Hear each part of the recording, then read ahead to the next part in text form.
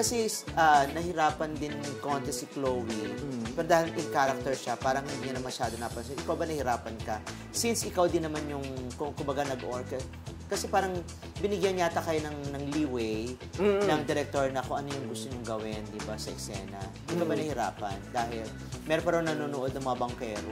Oo nga eh, hindi namin naawat yung bangkero sa gitna ng dagat ba naman. Pero although nag-try naman yung prod, like kumaway-kaway sila, aso hindi yata nila maintindihan din talaga. Nag-stay sila dun. For me naman, syempre, medyo experience na rin. Gusto ko, naiya din ako kay Chloe. Sabi ko, tapusin na natin para hindi ka na makitaan. Oo. So, ganun na lang yung ginawa namin. Yun lang naman yung pinaka-complicated na nangyari. Pero, nung nakita nga namin sa dubbing, medyo napaganda yung cinematography ng Diamak talaga. Kasi makita ko, very natural ay dumadaan na bangka. Hindi ka naman nahiya na nakita kang nakahubad kayong dalawa ni Chloe? Hindi. Nailang yung biglang parang nawala kayo dun sa focus? Ano kasi, mas nanalaitay sa akin yung pagiging professional ko.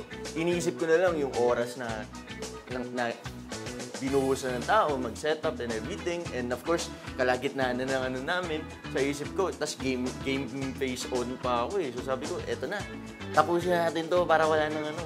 Ganun na lang.